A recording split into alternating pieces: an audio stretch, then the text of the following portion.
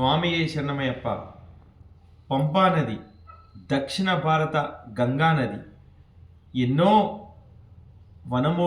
మూలికలు చెట్లతో అక్కడ పారుతూ ఆ నదిలో మనందరం స్నానం చేస్తే మనకున్న రోగాలు అన్నీ కూడా నివృత్తి అవుతాయి స్వామి.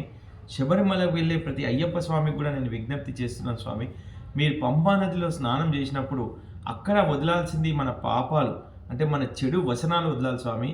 దయచేసి చాలామంది అక్కడ చూస్తున్నాము, పంపా నదిలో చూడండి ఎన్ని బట్టలు, మీరు వాడేసిన తుండు కానీ మీరు వాడేసిన లుంగి కానీ ఆ పవిత్రమైన పంబా జలం ఏం చేసుకుంటుంది స్వామి?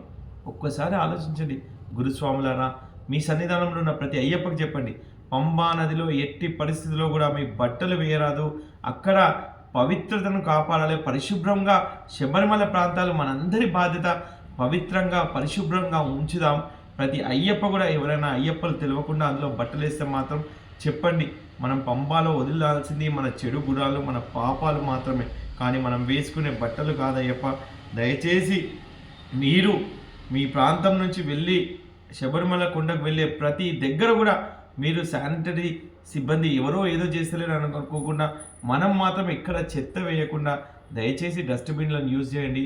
పంబా శబరిమల ప్రాంతాలను పవిత్రంగా పరిశుభ్రంగా కాపాడాల్సిన బాధ్యత ప్రతి ఒక్క అయ్యప్ప స్వామిపై ఉంది. అప్పుడే మనకు ఆ స్వామి అనుగ్రహం దొరుకుతుంది స్వామి. స్వామి శరణమయ్యప్ప. మీ బాలకృష్ణ గురుస్వామి. స్వామి శరణం. జై గోమాత.